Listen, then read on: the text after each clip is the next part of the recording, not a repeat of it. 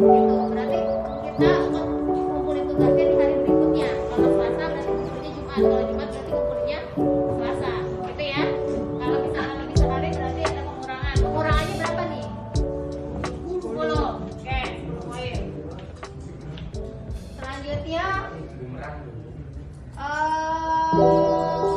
Selalu mengikuti pelajaran baik. Oke, semua. Berarti dibalas kata hitam. Nah, sekarang yang kedua. Toleransi waktu paling terlambat 15 menit. Beralasan jelas. Kelamaan berapa? 10 menit. Oh, berarti yang ini ya. Oke, 3.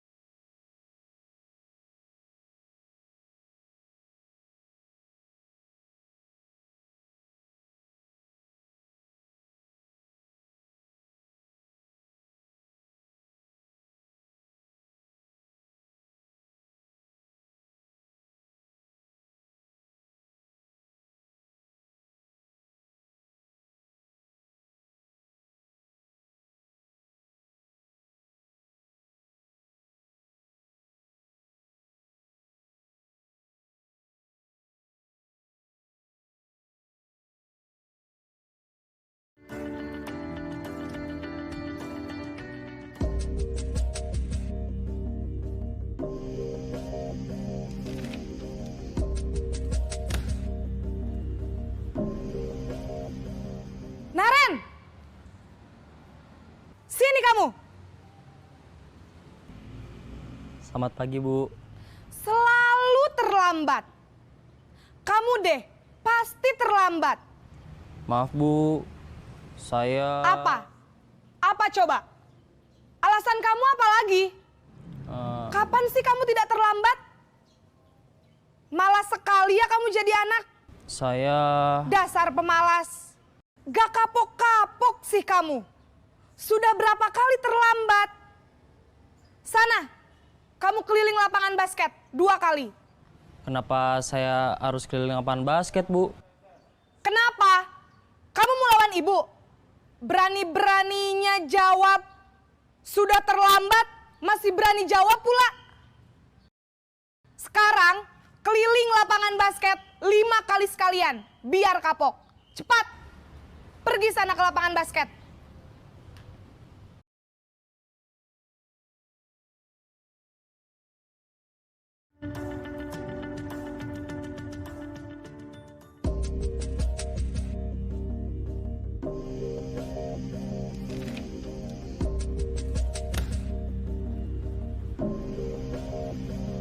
Naren!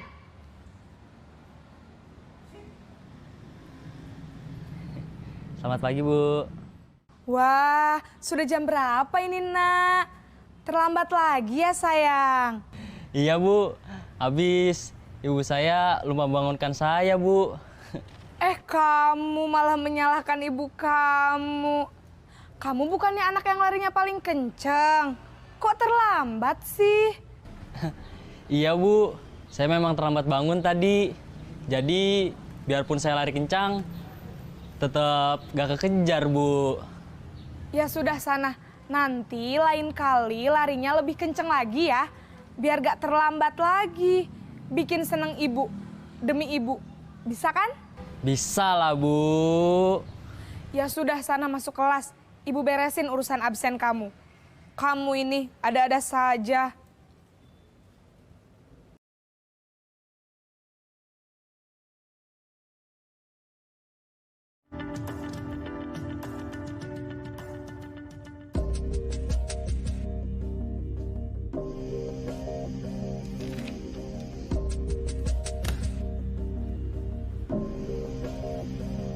Naren!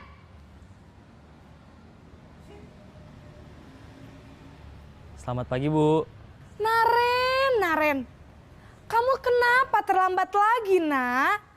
Ya Tuhan, Naren. Kamu senang ya bikin ibu susah ya? Kalau kamu terlambat lagi, nanti ibu yang ditegur bapak kepala sekolah, Nak. Disangka ibu tidak bisa membina kamu. Duh, gimana ini? Maaf, Bu. Duh, Gusti Naren. Kamu suka ya kalau ibu ditegur bapak kepala sekolah? Terus, sekarang ibu harus tulis apa ini di buku absen? Ini kamu sudah sering terlambat loh. Ibu harus apa coba? Maaf, Bu. Maaf sekali. Ya sudah, lain kali jangan bikin ibu susah lagi ya, Nak ya. Ibu tidak akan kuat lagi kalau kamu begini terus. Bisa jantungan kalau ibu ditegur bapak kepala sekolah. Sana cepat ke kelas. Maaf ya, Bu. Maaf sekali.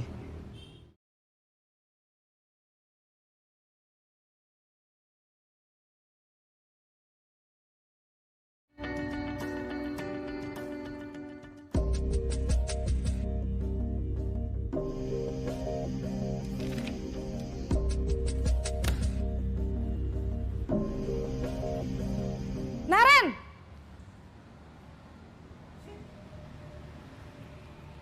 Selamat pagi, Bu.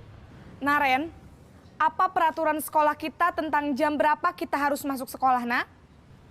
Kita harus di sekolah jam 7, Bu. Iya, betul. Sekarang sudah jam 7.20. Naren sudah tahu konsekuensinya jika terlambat hadir. Paham, Bu. Saya harus tinggal kelas pas jam istirahat selama 20 menit. Iya, benar. Konsekuensinya demikian. Jadi nanti jam 9.30 pas istirahat, kamu harus tinggal di kelas, kerjakan tugas tambahan untuk ketertinggalan kamu, ya? Baik, Bu.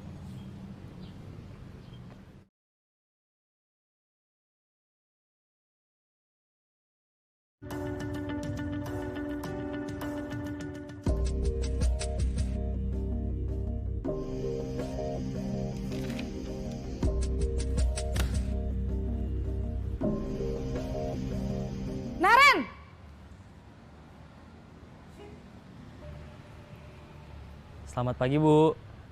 Selamat pagi, Naren. Maaf, Bu. Saya terlambat.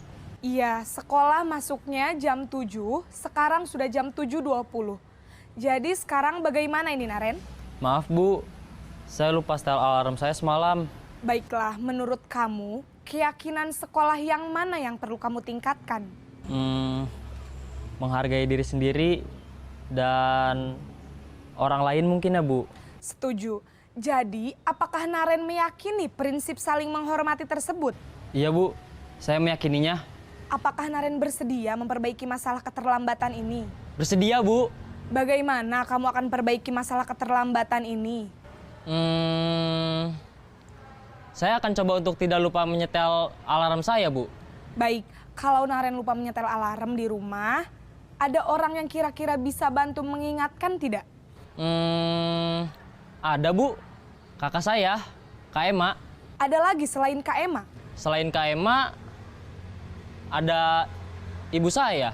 Baik, jadi yang mengingatkan Naren adalah Kak Ema dan ibu kamu ya? Kira-kira akan mulai setel alarm kapan nih, Naren? Setelah pulang sekolah, akan segera saya lakukan. Baik, jadi Naren akan setel alarm untuk bangun besok pagi dan akan diingatkan oleh kakak dan ibunda Naren ya. Ada lagi yang mungkin perlu dilakukan, Naren? Agar tidak terlambat bangun lagi. Tidak ada, Bu. Baik, Naren. Terima kasih untuk kerjasama kamu. Sekarang kamu perlu kembali ke kelas untuk belajar. Baik, Bu. Terima kasih.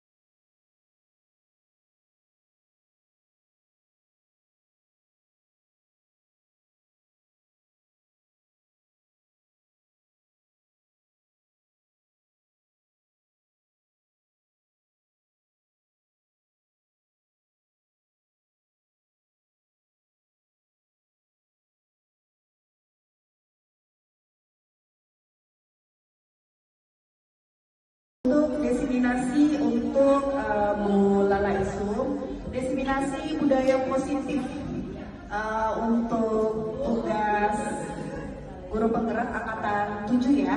Nggak usah panjang lebar, kali tinggi. Bapak Ibu, mohon maaf meminta waktunya sejenak. Gitu ya. Hari Jumat, hari keramat. Cakep. Ya. Cakep. Hari Jumat, hari keramat. Hari baik yang penuh berkah. Cakep. Selamat pagi Bapak Guru hebat. Izinkan saya sedikit menyampaikan amanah. Amin. Iya. Assalamualaikum warahmatullahi wabarakatuh kembali. Saya pada kesempatan kali ini ingin menampilkan aksi nyata saya dalam kegiatan guru penggerak. Mudah-mudahan nanti disusul oleh Bapak Ibu yang lain. Sepertinya ada angkatan 9 yang sudah mendaftar, yaitu Kak Rian ya Bu ya. Nah, nanti mungkin disusul dengan Bapak Ibu teman yang lain. Untuk aksi nyata yang saya tampilkan di sini adalah budaya positif. Budaya positif sendiri yang saya pahami adalah sebuah perwujudan dari nilai-nilai baik atau positif yang dimiliki oleh seseorang atau sebuah komunitas yang diterapkan secara terus-menerus dalam jangka panjang sehingga menjadi suatu kebiasaan baik bagi lingkungan di sekitarnya. Ini menurut simpulan dari saya yang saya dapat. Selanjutnya, budaya positif di SMA Negeri 13 Jakarta itu sudah terlaksana dengan baik. Hampir 90% sudah terlaksana dengan baik. Salah satu contohnya, kita mengadakan salam di pagi hari, selanjutnya sambutan juga oleh anak-anak, briefing pagi ketika ada masalah ataupun tidak ada masalah, selanjutnya tadarus atau ibadah pagi yang dilakukan oleh muslim dan non-muslim, dan menggunakan tumbler atau gerakan galatik.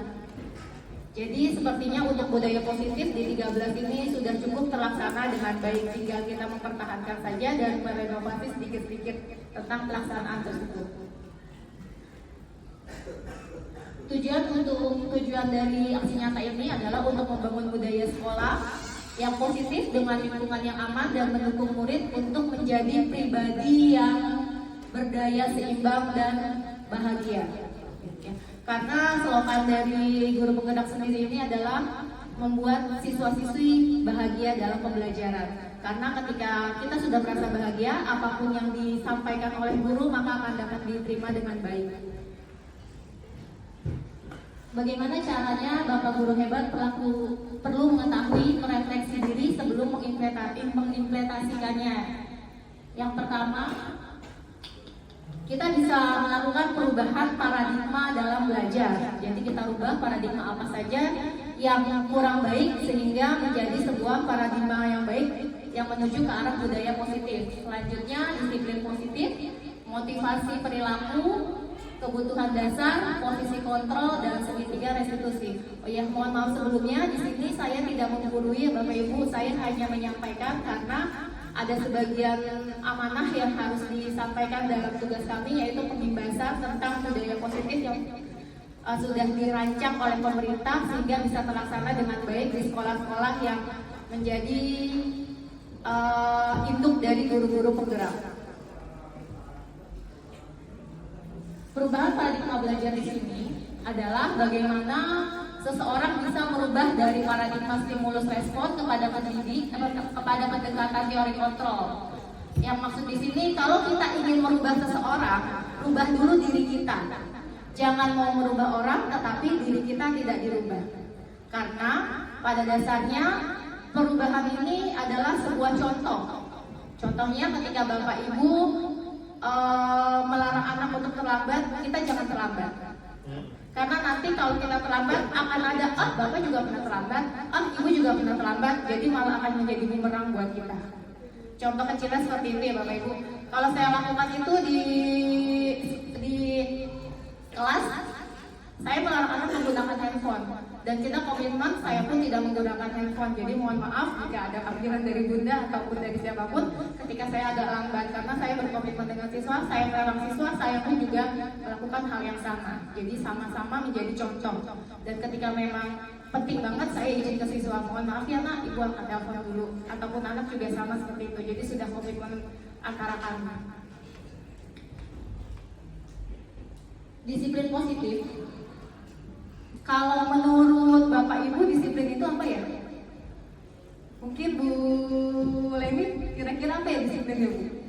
Menurut kalau gambaran kasar.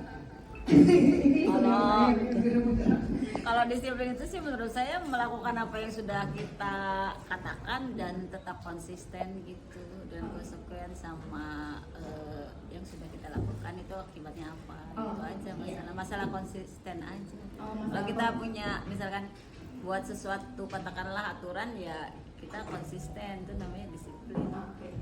Berarti melakukan aturan sesuai dengan peraturan yang ada ya Bu ya. Gitu. Hakikatnya arti disiplin itu adalah pengikut atau murid. Kalau kita melihat asal usulnya dari kata-kata disiplin adalah pengikut atau murid. Jadi sebenarnya di disiplin ini tidak boleh dimasukkan sebuah hukuman. Karena sifatnya siswa atau subjek yang mengikuti sifat disiplin ini harus mengikuti atau melaksanakan seperti yang disampaikan oleh Bu Leni, apa-apa saja yang sudah diatur tanpa dibebankan oleh sebuah hukuman. Ketika anak itu melakukan kesalahan, kemudian kita marahi atau kita bilang yang kurang baik atau diberikan hukuman, itu merupakan bukan sebuah alur dari disiplin. Itu Bapak Ibu yang saya tanggap ketika saya melaksanakan guru penggerak di sini.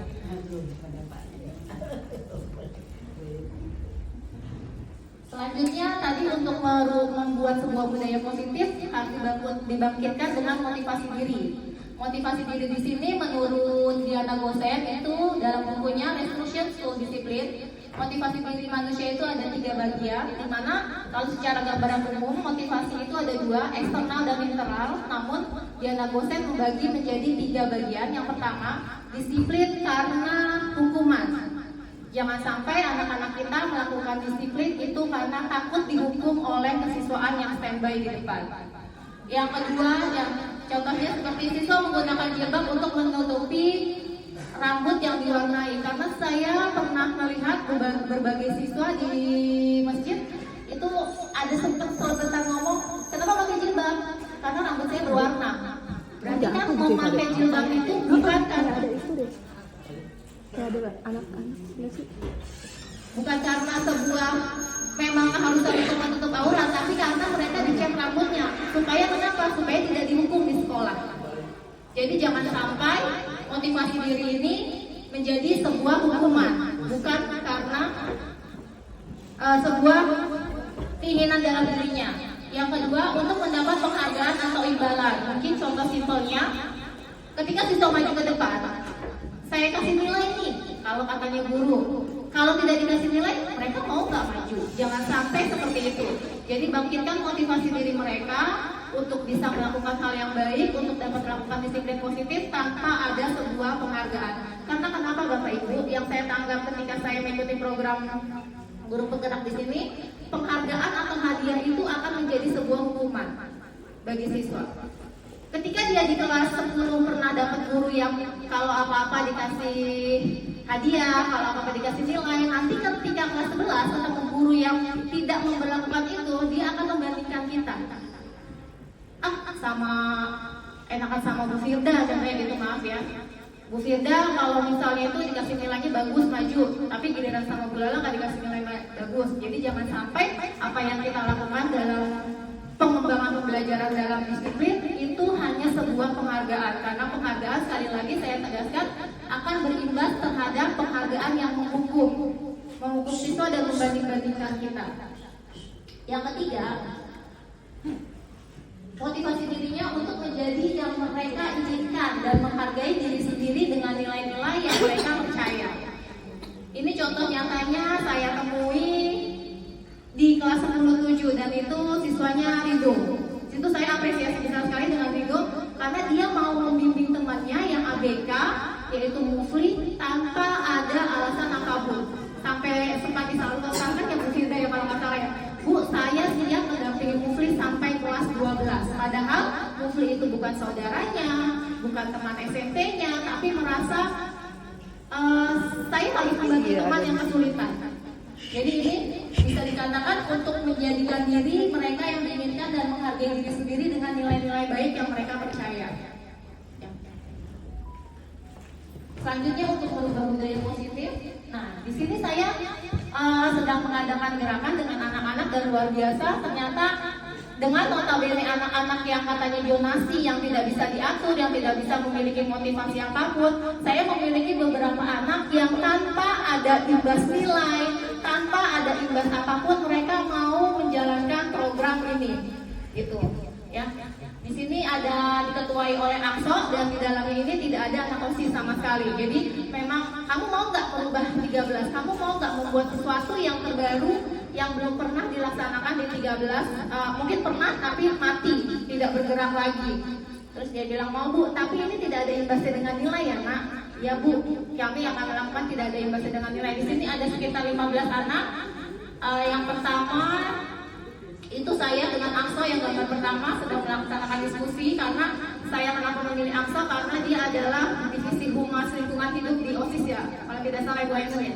Iya, Bu. Nah, jadi saya coba buat menggerakkan teman-temannya dan teman-teman yang lainnya juga. Di sini kita akan membuat ekoenzim, dan ekoenzimnya sudah kita buat kemarin, baru dapat 1 galon, karena memang untuk membangkitkan anak. Iya mak, kerja ini kadang-kadang mungkin ada pertanyaan, buat apa sih kerja ini, emang ada nilainya. Nah, itulah penghargaan yang motivasi diri yang ingin mendapat penghargaan. Tapi ternyata di 13 ini masih ada anak-anak yang tidak membutuhkan sebuah penghargaan untuk merubah dirinya, untuk membuat nilai-nilai baik yang sudah terlaksana. Di sini ada fotonya sampai mereka rela mengambil kulit buah itu ke pasar. Yang pakai baju pramuka ya Bapak Ibu ya, itu dia ngambilin tumutin. Ini kamu dari mana? Dari pasar Bu, kita kulit buah, kita mau bikin ekoenzim. Ekoenzim itu nanti ujung-ujungnya akan menjadi bubuk cair. Gitu. Dan nanti tahapan kita akan membuka bank jelantah. Jadi kita belum bisa mengolah, tapi minimal kita ngumpulin, nanti dari pengumpulan itu ada dananya, baru kita belajar buat mengolah bank jelantah menjadi sabun ataupun lilin. Tapi bertahap pelan-pelan ya Bapak Ibu, karena di sini tidak ada imbas penilaian. Jadi saya hanya mengajak untuk berbuat baik kepada anak-anak, dan masih ada mungkin Bapak Ibu kalau ada yang punya program buat kompos atau buat apa, sepertinya anak-anak ini sangat berlapang dada untuk membantu program Bapak Ibu tanpa ada imbalan nilai. Ini adalah saya ambil sampelnya kelas 10 semua. Tadi sore kami sudah mulai gula merah kita masukkan, nanti jadi ekoenzim seperti itu. Ya, ini yang termasuk motivasi diri untuk memperbaiki diri mereka tanpa ada penghargaan atau tanpa ada hukuman. Di sini kekecilannya. Nah, berbicara tentang hukuman, konsekuensi dan restitusi, ini berbeda Bapak Ibu. Saya, termasuk saya, selama saya mengajar, saya baru mengenal kata-kata restitusi. Yang saya kenal selama saya mengajar adalah hukuman. Ketika anak datang terlambat, kita marah-marah. Kita nggak tahu anak itu apakah punya masalah di rumah, ataukah punya kesalahan yang lain, ataukah punya masalah yang kita nggak tahu mereka itu seperti apa. Gitu. Dan saya pernah dapat juga, bukan di sekolah ini sih, di tempat yang lama, ternyata dia terlambat itu pagi-pagi itu dia harus dagang bubur dulu. Jam 4 dia dagang bubur, setelah dagang bubur dia nganterin ibunya, baru dia datang ke sekolah. Memang sih konsekuensi dong, kalau memang sudah sekolah ya kamu harus bisa pintar-pintar atur. Cuman ada alasan di belakang yang mungkin perlu kita tanggapi dengan baik gitu, dan kita carikan solusi buat mereka. Nah, disinilah hukuman, perbedaan antara hukuman, konsekuensi dan restitusi. Mungkin dalam kata-kata aja langsung saya katakan, misalnya begini Bapak Ibu. Kalau hukuman bahasanya mungkin awas kalau dilakukan lagi, awas ya kamu ya, kalau sampai kamu ngelakuin lagi. Itu adalah hukuman ketika siswa melakukan kesalahan. Tapi kalau konsekuensi, dia sifatnya netral, kata-katanya lakukan apa yang saya katakan. Tapi sifatnya perintah, cuman bukan ancaman. Itu dalam konsekuensi. Ini sekali lagi mohon maaf ya Bapak Ibu, saya tidak menggurui, saya hanya mengimbaskan apa yang sudah saya dapat di dalam kegiatan guru penggerak 3 bulan kemarin.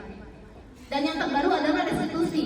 Kata-kata yang dipilih, apakah hal ini yang sesungguhnya ingin kamu lakukan? Kamu terlambat, apa ini yang kamu pengen? Apa kamu sengaja? Apa kamu merasa baik dengan keadaan terlambat? Jadi bukan sebuah ancaman, awas, besok jangan datang lagi, jangan datang terlambat lagi. Gitu. Atau bahasa yang lebih halus lagi, yang tadi lebih netral, lakukan apa yang saya perintahkan. Gitu. Tapi kita lebih bertanya kepada siswa, apa hal ini menurut kalian baik? Mungkin Bapak Ibu sudah banyak yang melakukan, saya pun ternyata tanpa di luar kesadaran ada sedikit banyak melakukan restitusi, tapi lebih banyak dari menghukum. Contohnya sepatu, saya paling gemes sekali kalau anak pakai sepatu yang berbeda, langsung saya suruh copot, gitu. Atau ketika anak tidak mengerjakan PR, saya suruh lari lapangan. Itu tidak berkorelasi dengan baik antara hukuman dan apa yang dia lakukan. Ya. Iya, makanya tidak baik gitu. Jadi tidak berkorelasi dengan baik. Jadi yang dulu-dulu seperti itu saya. Misalnya tidak mengerjakan apa, kadang-kadang anak bilang itu hukumannya nggak nyambung sih Bu dengan apa yang kita lakukan. Dan sedikit demi sedikit saya setelah tahu coba memperbaikinya ke dalam tahapan restitusi. kebutuhan dasar manusia, Ki Dewantara, saya mengutip dari kata-kata Ki Dewantara, kita ambil contoh perbandingan dalam hidup tumbuh-tumbuhan tumbuh-tumbuhan pada seorang petani. Dalam hakikatnya sama kewajibannya dengan seorang pendidik. Ya, misalnya begini Bapak Ibu, kita ini seperti petani, gitu. Murid-murid ini adalah tumbuhan. Kita tidak bisa memaksakan bahwa tumbuhan yang ada di kelas ini harus jadi pohon mangga, harus pintar matematika, harus pintar bahasa Inggris, harus pintar agama. Kita sendiri pun kalau suruh mengajar semua pelajaran sepertinya tidak mampu. Saya suruh mengajar semua pelajaran pun sendiri tidak mampu. Jadi di sini kita berusaha menetapkan diri bahwa kita adalah seorang petani yang membantu tumbuh kembang anak, bukan memaksakan lu harus jadi gini, kasarnya begini. Kamu harus jadi gini. Kamu harus pintar matematika. Apaan 2000 juga sama seperti itu. Jadi sedikit demi sedikit dikurangi. Gitu. Saya juga sama seperti itu. Dulu ibu juga kayak gini loh pelajaran ibu. Dulu di 13 tuh 100 soal, 50 soal, kamu baru 10 soal aja ngeluh. Gitu.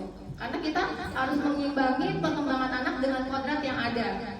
Kodrat zaman, kodrat alam, dan kodrat yang lain. Kodrat PGDB, gitu ya. Nah, ketika saya sempat diskusi sama Bu siapa? Bu Firda ngasih soal jangan susah-susah, anak kita ini kayaknya nggak seperti yang zaman dahulu kala gitu. Nah itu benar kodrat jonasi atau dalam kasarnya kodrat alam gitu. Ya, karena saya pribadi pun kalau sudah melihat gadget itu butuh waktu pasti lebih dari 10 menit. Ya, udah ada WA, TikTok, Instagram, nah punya banyak gadget. Jadi kita harus mengikuti kodrat karena kalau tidak seperti itu kita nggak bisa masuk ke mereka. Yang tadi di awal sampaikan di awal, kalau anak tidak bahagia, kalau anak tidak nyaman dengan kita, mau ilmu apapun masuknya susah, bukannya nggak bisa, tapi susah. Bisa, cuma agak lambat mungkin. Di sini dari ilmu yang saya dapat, 5 kebutuhan dasar manusia itu ada bertahan hidup, cinta dan kebersamaan, kebebasan, kebahagiaan, dan kekuasaan. Jadi di sini kebutuhan dasar manusia yang harus dipenuhi, ya. Karena bahasanya dasar, bukan pelengkap. Sebagai guru kita memiliki 5 posisi, dan sepertinya saya belum bisa berada di dalam posisi manajer. Belum bisa, bukannya nggak bisa. Mungkin perlahan demi perlahan kita akan melaksanakan posisi manajer. Sudah melaksanakan posisi manajer tapi belum lengkap, gitu. Nah, seperti apa sih Bapak Ibu posisi penghukum, pembuat merasa bersalah, teman, pemantau, dan posisi manajer? Di sini ada sebuah kasus siswa terlambat, kita bandingkan. Anak sampai bertanya korelasinya apa dengan terlambat dengan lapangan basket. Ini yang saya temukan ya, bukan atas kata saya, mohon maaf jika memang tidak ada yang berkenan. Ya. Jadi di sini nada suaranya tinggi, membentak-bentak, kemudian menunjuk-nunjuk bahkan menghardik.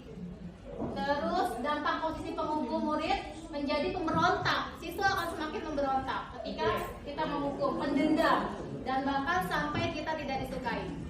Jangan-jangan disumpahin sebab mati. Cepat mutasi. Nah, kalau di sini posisi sebagai teman dengan kondisi yang sama sangat terlambat.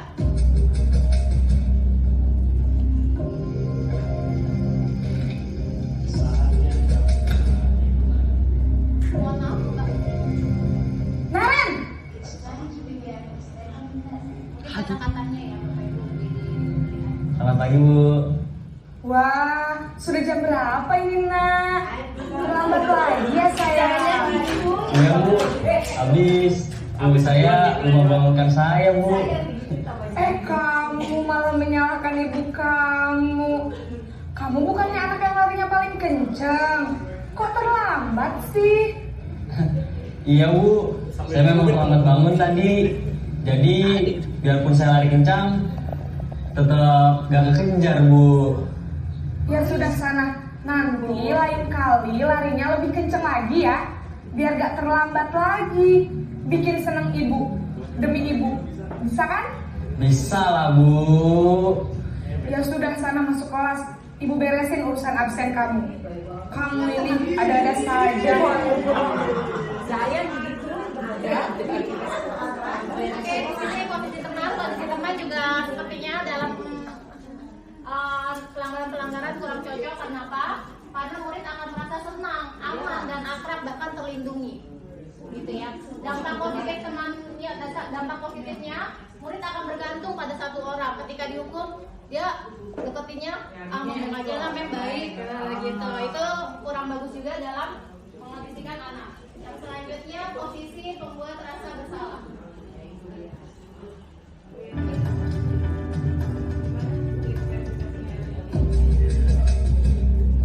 Masih dengan kasus yang sama ya Bapak Ibu?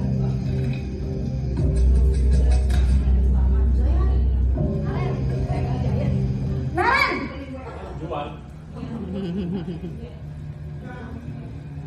Selamat pagi, Bu. Naren. Kamu kenapa terlambat lagi, nak? Ya Tuhan, Naren. Kamu senang ya bikin ibu susah ya?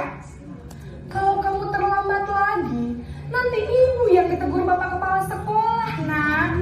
Disangka ibu tidak bisa membina kamu. Duh, gimana ini? Maaf, Bu. Duh, Gusti Naren. Kamu suka ya kalau ibu ditegur bapak kepala sekolah? Terus, sekarang ibu harus tulis apa ini di buku absen? Ini kamu sudah sering terlambat loh. Ibu harus apa coba? Maaf, Bu. Maaf sekali. Ya sudah, lain kali jangan bikin ibu susah lagi ya nak ya. Ibu tidak akan kuat lagi kalau kamu begini terus. Bisa jantungan kalau ibu ditegur bapak kepala sekolah. Sana cepat ke kelas. Maaf ya, Bu. Maaf sekali. Oke, di sini untuk posisi pembuat rasa bersalah biasanya berbicara dengan nada tenang, namun menyalahkan anak atas perbuatan yang dia lakukan terhadap kita udah lebih loh dari dia. Tapi kenapa kamu gak menghargai kita? Jadi kita sifatnya membuat rasa bersalah. Dampak posisinya membuat murid merasa bersalah, rendah diri, menjauh dari lingkungan, merasa gagal dan tidak berharga. Yang kurang bagus juga. Gitu.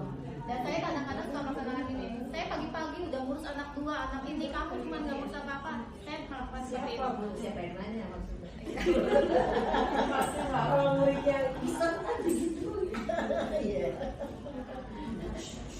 Di sini posisi pemantau ini pun juga masih belum sempurna. Nanti yang sempurna adalah posisi manajer.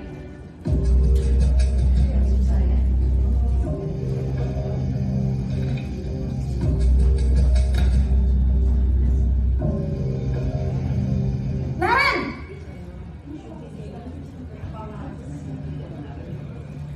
Selamat pagi, Bu. Naren, apa peraturan sekolah kita tentang jam berapa kita harus masuk sekolah, nak? Kita harus di sekolah jam 7, Bu. Iya betul, sekarang sudah jam 7.20. Naren sudah tahu konsekuensinya jika terlambat hadir. Paham, Bu.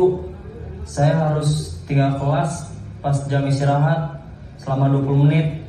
Iya benar, konsekuensinya demikian.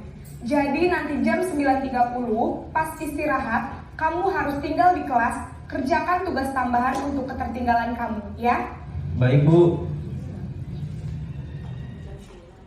Jadi ini yang memantau dalam artian di sini bahwa mengandalkan perhitungan atau data, jadi peraturan-peraturan yang ada disampaikan lagi ke siswa. Dan kalau ini kamu begini, kalau ini kamu begini. Jadi sifatnya memantau. Dan efek tidak baiknya murid akan menghitung konsekuensi dan hadiah tanpa memahami sepenuhnya nilai kebajikan yang dituju. Jadi dia melakukan itu karena ada aturan. Kalau nggak ada aturan, suka-suka dia. Gitu ya. Kalau pemantau. Yang terakhir ini menurut pemerintah inilah posisi yang terbaik yang harus dilakukan oleh para guru, posisi manajer.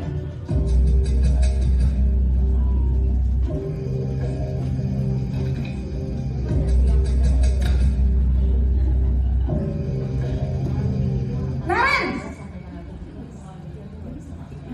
Apa sih Naren itu? Selamat pagi, Bu. Selamat pagi Naren. Maaf Bu, saya terlambat. Iya, sekolah masuknya jam 7, sekarang sudah jam 7.20. Jadi sekarang bagaimana ini Naren? Maaf Bu, saya lupa setel alarm saya semalam. Baiklah, menurut kamu, keyakinan sekolah yang mana yang perlu kamu tingkatkan? Menghargai diri sendiri dan orang lain mungkin ya Bu. Setuju. Jadi, apakah Naren meyakini prinsip saling menghormati tersebut? Iya Bu, saya meyakininya. Apakah Naren bersedia memperbaiki masalah keterlambatan ini? Bersedia Bu. Bagaimana kamu akan memperbaiki masalah keterlambatan ini?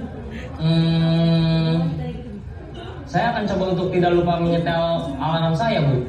Baik, kalau Naren lupa menyetel alarm di rumah, ada orang yang kira-kira bisa bantu mengingatkan tidak? Ada Bu, kakak saya, Kak Emma. Ada lagi selain Kak Emma? Selain Kak Emma, ada ibu saya. Baik, jadi yang mengingatkan Naren adalah Kak Emma dan ibu kamu ya? Kira-kira akan mulai setel alarm kapan nih Naren? Setelah pulang sekolah, akan segera saya lakukan. Baik, jadi Naren akan setel alarm untuk bangun besok pagi dan akan diingatkan oleh kakak dan ibunda Naren ya.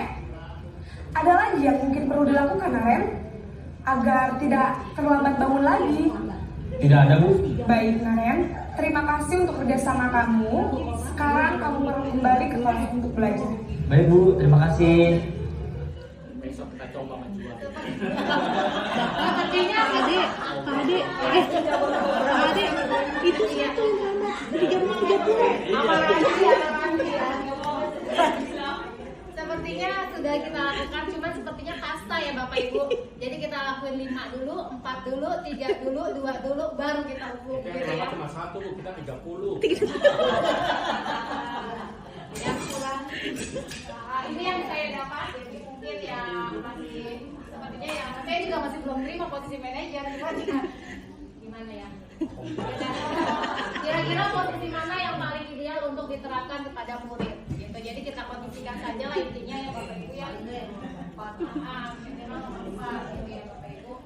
Nah posisi kontrol ini efeknya akan ada di restitusi tadi yang saya sampaikan. Jadi jangan sampai apa yang dilakukan siswa itu menjadi sebuah hukuman. Konsekuensi masih bagus, tapi kalau hukuman itu sudah kurang baik karena nanti efeknya kita akan tidak disukai. Daripada ini ya. Selanjutnya ini kegagalan, identitas kegagalannya dalam penghukum. Guru saya baca aja Bapak Ibu ya. Jadi guru menghardik dalam posisi menghukum, guru menghardik, menunjuk-nunjuk dan menyakiti sampai mengeluarkan kata-kata kasar ke siswa. Jangan sampai seperti itu. Pembuat rasa bersalah, berceramah menunjukkan kekecewaan yang mendalam.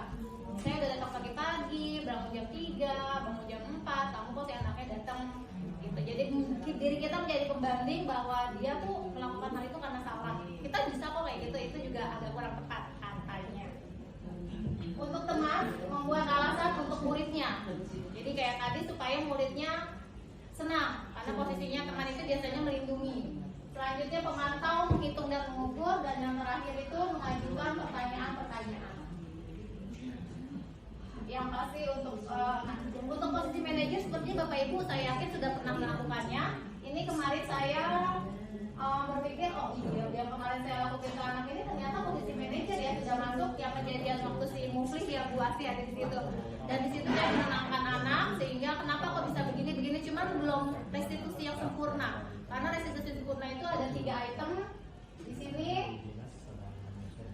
Posisinya menstabilkan identitas, validasi tindakan yang salah, dan menanyakan keyakinan. Jadi kita tanya dulu identitasnya, kenapa kamu kok bisa seperti ini? Sampai kira-kira baik nggak apa yang kamu lakukan? Terus yang terakhir menanyakan keyakinan. Supaya kamu dengan teman kamu baik lagi, kamu harus kayak gimana? Jadi jangan dari kita, tapi dari berpikir mereka. Mengingat anak-anak kita juga sudah bisa berpikir dengan baik. Gitu ya. Walaupun ya tadi terkendala dengan dengan kondisi zonasi sekarang. Saya pikir siswa-siswa di sini adalah siswa-siswa yang pernah sekolah di tempat lain. Cuma sayangnya kita belum pernah mencicipi mereka. Dalam artian 13 tidak pernah masuk siswa-siswa seperti itu. Dan sekarang waktunya kita mencoba menangani mereka. Silakan dicicipi Bapak Yang Ibu. Bapak Ibu maaf. Karena saya perlu berpikir sedikit, sekolah itu akan menjadi sekolah baik karena anak-anaknya, gitu. Jadi saya pribadi pun ketika memilih sekolah kepada buat anak-anak saya tidak mau yang ada tes awal. Kenapa tidak mau yang ada tes awal? Jelas sekolah itu akan baik karena anak-anaknya udah pintar. Iya, gitu. Karena anaknya udah pintar. Nah, keberhasilan itu merubah anak yang tidak baik menjadi baik, cuman susah, pasti susah. Gitu. Saya pun juga belum berhasil, gitu ya.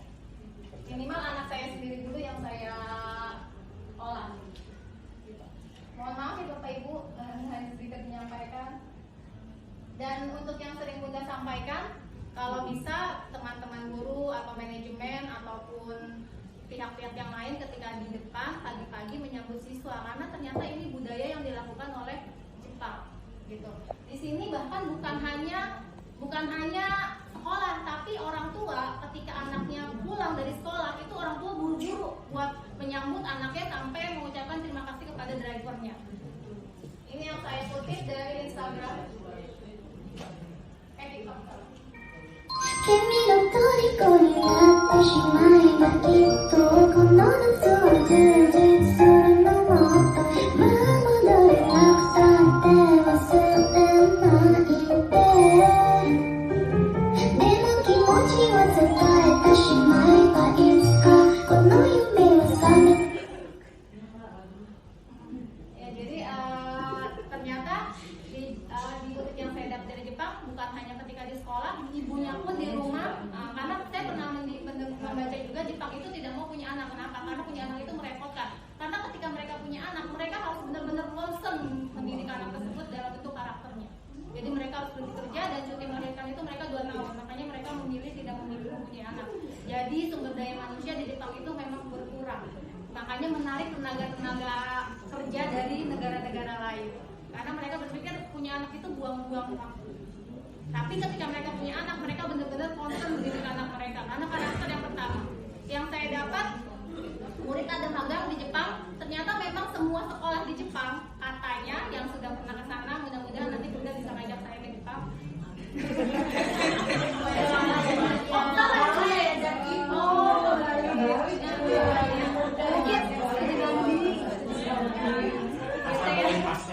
Nah, katanya di Jepang itu SD, SMP dan SMA tidak ada petugas kebersihan. Semua dilakukan oleh siswa. Dan itu katanya ibu saya juga belum benar-benar yang menulis ya. Mungkin sebenarnya dari Jepang ya. Saya juga dapat dari murid saya yang magang di Jepang, katanya seperti itu. Berarti benar-benar karakter gitu. Dan mereka mau punya anak tuh benar-benar anak mereka harus ditanamkan karakter. Mulai dari anak pulang aja, mereka benar-benar nyambut. Kalau kita malah, kalau saya kebalikannya, anak saya udah keluar, anak saya nungguin saya, bunda mana ya, gitu. Kayak yang saya pernah alami sekarang, gitu ya. Jadi sedikit-sedikit kita mencoba memperbaiki diri. Saya mencoba memperbaiki diri. Mungkin itu saja dari saya. Terima kasih. Jika ada yang salah mohon dimaafkan. Jika ada yang saling sayang segera ke pelaminan. Terima kasih.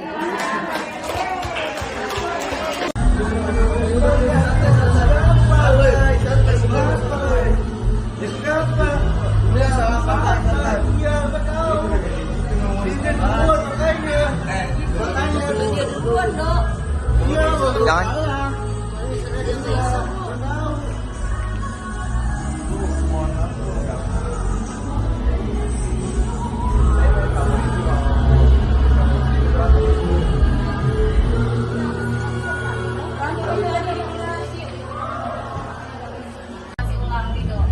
Ibu, jadi ceritanya Wisnu lagi duduk terus si Nukli sangat dulu, terus sama si Wisnu dikatain ABK, terus Nuklinya lagi tahu jadi juga gitu. Jadi makasih banyak ya Rido sama Friska. Saya coba konfirmasi ulang kalau Wisnu sama Mufri. Makasih laporannya, kamu banyak lagi jelas ya. Ya baik, terima kasih. Boleh gitu. Coba apa yang terjadi tadi yang atas laporan yang Kan ibu, saya lagi duduk, lagi santai. Dia tiba-tiba Wisnu dari luar kelas, dia masuk terusin saya kan nggak senang, saya ledekin bu.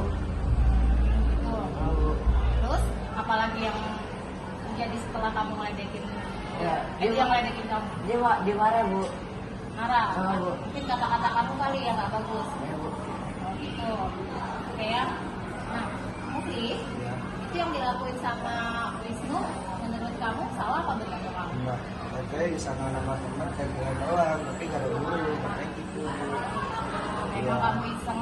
Iya, iseng doang. Terus kamu nggak sukanya kenapa sama perbuatan Wisnu? Ya, dia ngejek saya mulu, takut. Ngejek saya di kelas gitu.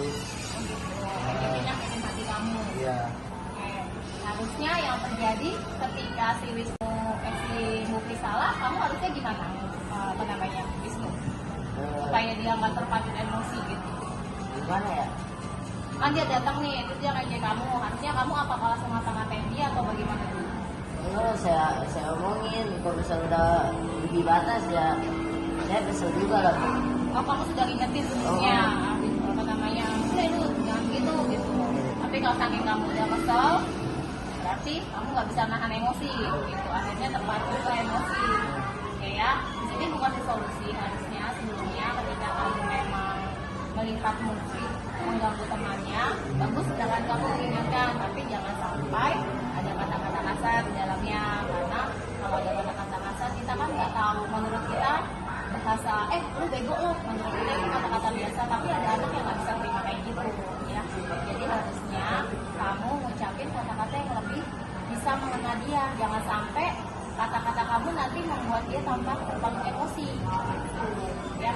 Terus gimana nih buat solusi? Assalamualaikum warahmatullahi wabarakatuh. Perkenalkan, nama saya Ridho Firdaus, saya dari kelas 10-7 SMA Negeri 13 Jakarta. Di sini saya akan memberikan testimoni kepada guru saya yang bernama Ibu Lala dalam menyelesaikan masalah. Menurut saya, Ibu Lala adalah hakim yang sangat adil dalam menyelesaikan masalah, karena beliau mengundang kedua belah pihak, baik pihak pelaku maupun pihak korban. Dan menurut saya, hal tersebut sangatlah efektif dalam menyelesaikan masalah. Dan Ibu Lala juga tidak sama sekali menggunakan kata-kata yang kotor.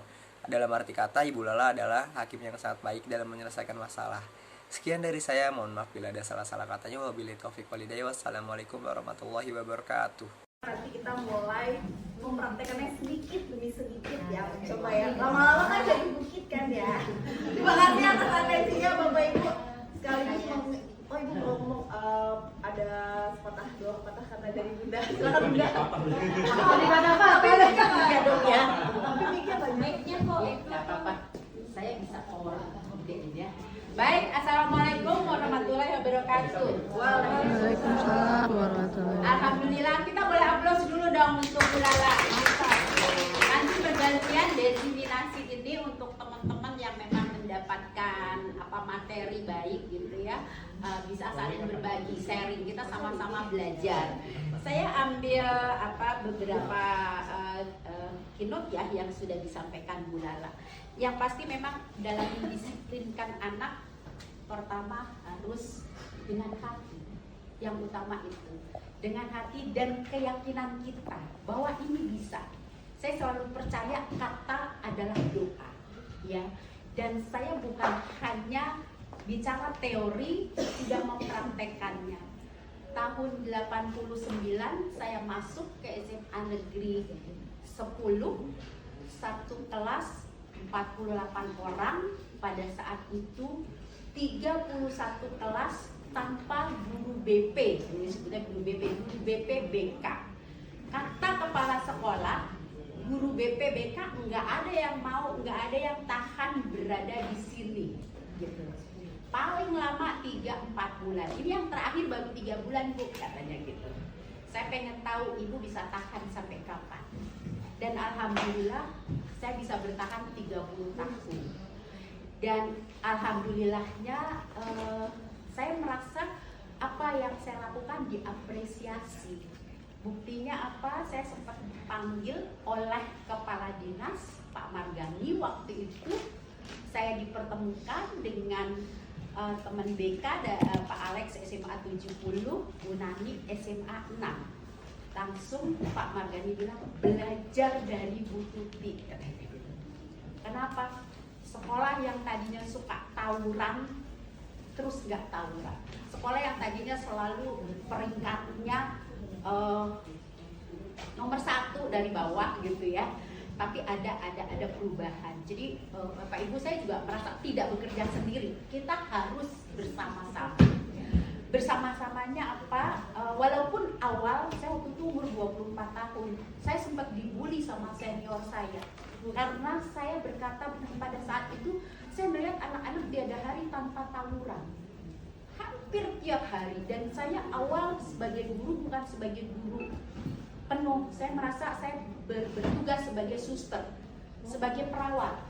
Loh, kenapa? Anak datang berdarah-darah, entah di kepala, entah di lengan, entah di mana gitu. Jadi saya selalu siap dengan betadine. Saya obatin, obat merah gitu ya. Tapi saya sambil menyentuh itu sambil saya ajak ngomong. Saya coba sentuh hatinya.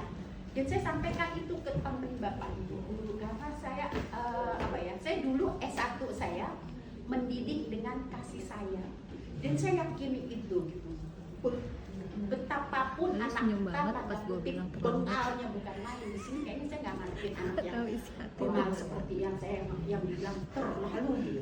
Itu yang namanya bawa senjata tajam itu udah biasa, itu bawa gear itu udah biasa gitu, bawa pelewang, bawa batik, bawa golok itu udah biasa gitu. Orang kan akhirnya takut ya, tapi saya walaupun sebenarnya saya juga ada rasa takut, tapi saya yakin, saya bilang saya bismillah, saya ingin kalau semua akan pergi meninggalkan mereka terus yang lagi.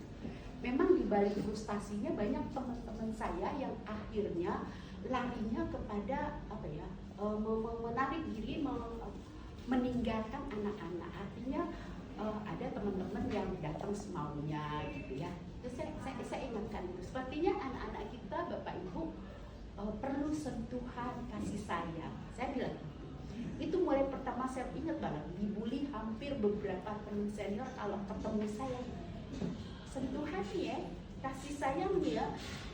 Kadang-kadang kalau saya tidak kuat itu, tapi alhamdulillah saya dibesarkan oleh pengalaman.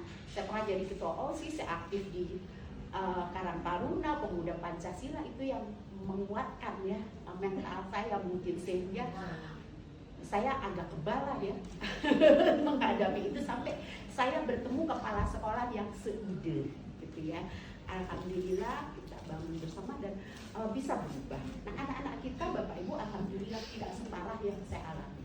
Saya yakin dan percaya tadi apa yang disampaikan Bu Lala itu benar. Satu ketika kita harus manajer, tapi memang harus memanage. Saya baru bilang ke Pak Adik, kita kan sekolah ramah anak ya. Memang dari kementerian baru ada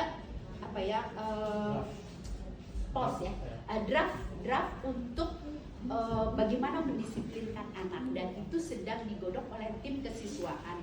Saya beberapa kali kasih masukan baik ke Pak Putoyo selaku Kabid SMP SMA maupun Pak Horale. Saya satu ide dengan apa yang sudah dilakukan oleh Lab School.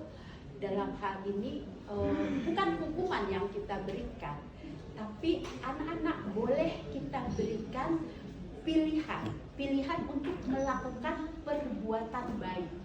Nanti disesuaikan, diselaraskan dengan bentuk pelanggarannya. Akan berbeda anak yang terlambat 10 menit dengan yang 30 menit gitu ya. Tapi cari tahu tadi latar belakangnya kenapa gitu. Kalau yang memang sudah sering, ada orang yang terlambat banyak 30, tapi 30 orang itu pasti dengan latar belakang yang berbeda. Kita memang harus cari tahu dulu lagi latar belakang, dan kita dimudahkan dengan posisi lingkungan kita yang aman, nyaman, nggak jauh dari Polres ya. Beda dengan situasi, Ibu bayangkan SMA 10, kelilingnya itu adalah tempat-tempat kos, maaf, wanita P yang jualannya badannya gitu ya. Sehingga saya pernah satu ketika sekolah lagi dibongkar, kita lagi hormat bendera, tiba-tiba anak-anak, saya kan menghadap anak-anak menghadap ke sini ya, ke rumah warga, sedang begini, terus semua begitu. Saya nggak mungkin berbalik begini kan, saya tetap harus begini gitu karena benderanya di situ. Setelah itu saya coba tanya ke anak-anak, ada anak-anak nggak anak, tapi akhirnya saya bisa menemukan apa yang terjadi Bapak Ibu. Di lantai 2 tempat kos itu karena memang jualannya itu dia pakai handuk, dia buka begini. Ya Allah. Gimana nggak? Itu yang saya ada. Bukan. Itu sampai dulu Pak Kesti kepala dinas, mungkin Bapak Ibu tahu ya.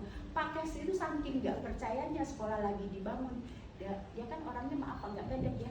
Naik ke kursi saya pegangin. Pak, saya bilang ini di sebelah kamar mandinya terbuka Pak. Saya sudah hubungin sama Pak Camat supaya itu ditutup karena terlihat sama anak kita. Coba dia mandi gitu kan, dilihat ini dari jendela. Ah masa sih tutup? Naik beliau ngeliat memang bener ada yang dikiranya saya bohong gitu. Nah itu jadi alhamdulillah kan sebenarnya aturannya tidak boleh pagar itu melampaui 2 meter ya.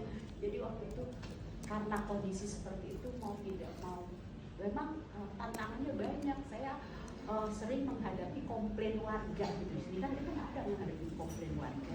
Insya Allah. Jadi Bapak Ibu mudah-mudahan pagi ini menjadi pencerah kita dari apa yang disampaikan Bu Lala. Kita akan tetap bersama. Mohon kiranya Bapak Ibu concern sekali lagi harapan saya bisa pagi kita menyambut minimal 5-6 orang di sana bergantian, gitu ya.